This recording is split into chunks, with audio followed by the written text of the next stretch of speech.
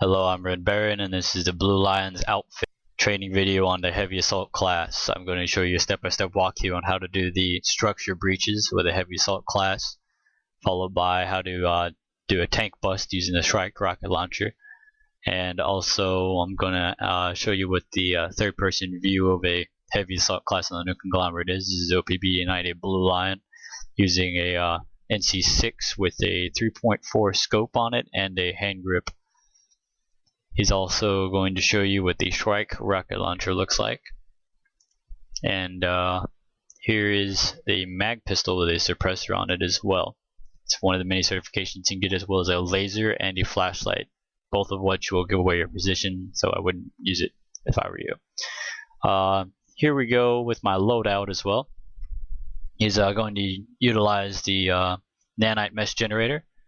Lasts for about 4 to 5 seconds, depending on if you certify it or not, because you can get some certifications to increase that, or you can go a different way. In this case, if you look at my loadout, you've got the NC6 Gauss saw. I've got a reflex sight on mine, and a capacitor as well. There's a couple other certified scopes, followed by a suppressor as well, but I'm going to use the capacitor because it decreases the recoil on the Gauss saw.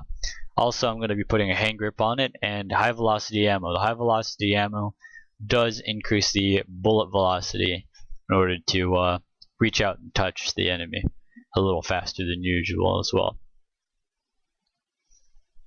Also, I also have the Nano Weave armor, level 5. I'm going to be using instead of the standard issue armor that you get when you use the heavy assault throughout the videos.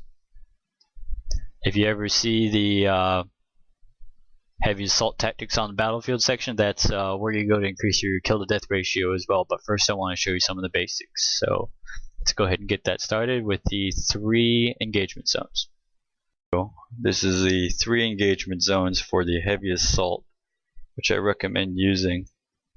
First up, there's long range, which will be your primary weapon, which is going to be the Gauss saw. And make sure you always try and aim when you can through the iron sights or your scope. Next up, within 10 meters, you're going to want to use your pistol, followed by the knife when you're within 5 meters. Moving on, next up is the heavy assault tactic known as the structure breach.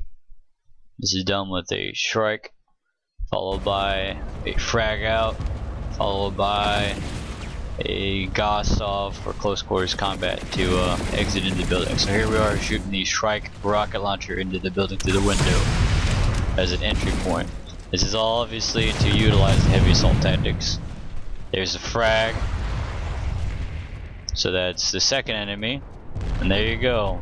You just got a kill assist. And next up is anti-vehicular assault tactics for the heavy assault class again, and this is enemy lightning.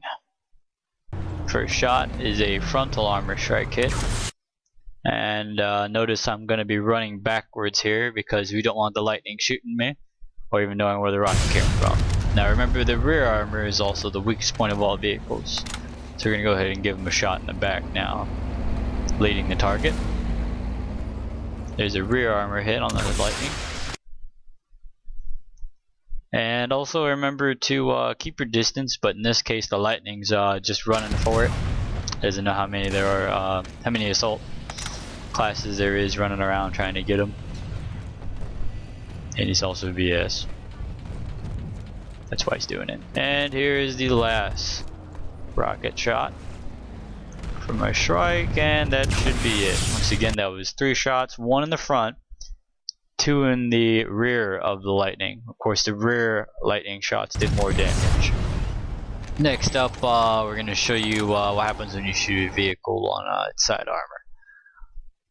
Side armor is actually the seamless front armor and top armor on any vehicle. You can get certifications on your personal vehicle in order to increase that. But the only weak spot, once again, in India is the rear of the vehicle. That is the only weakness.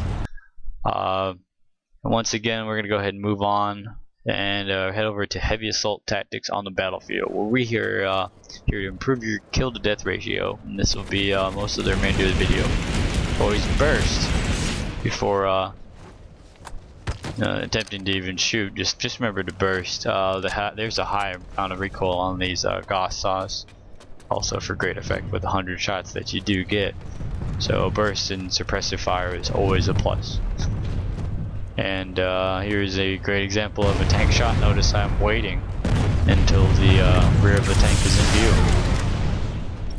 And we're going to go ahead and continue on. Next up, we have center mass shots. People always ask, oh, what's the difference between center mass and headshots? But with the Gauss saw, you can plow through a couple enemies without reloading and get the element surprise. Here, you see me flanking. It's 1 kill. And this guy's repairing a turret. That's 2 kills. And once again, I didn't have to reload there. And by the time he saw me on his mini app while he was reloading, it was too late. So that's a great advantage of using the Gauss saw. But if you're ever curious about what about using the Shrike rocket launcher, maybe to kill infantry and get some more kills, that's a definite yes.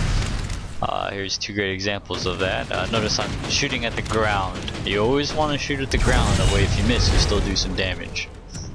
In this case I was able to reload and shoot him, but try not to do that as well. I should have knifed him at that point with your Wilson engagement.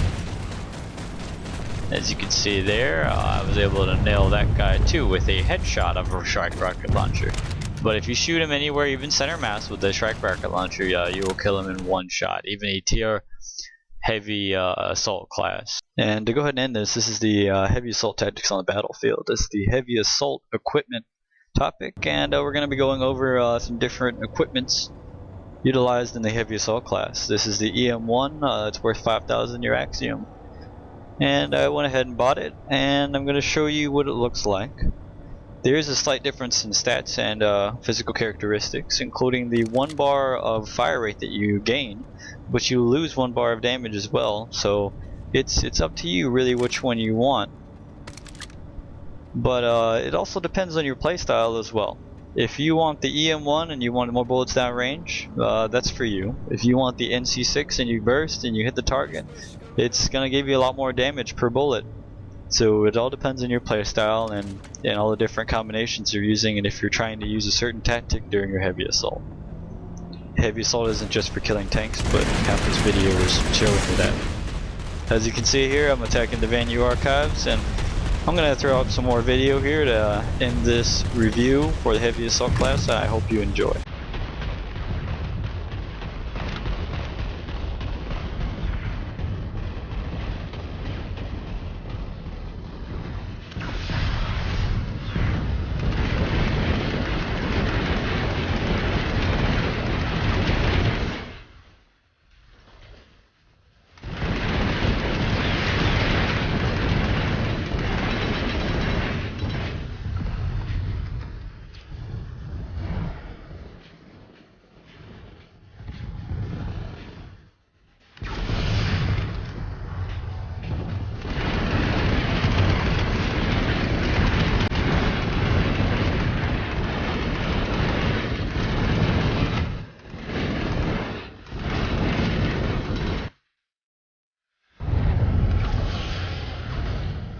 Did you put a small...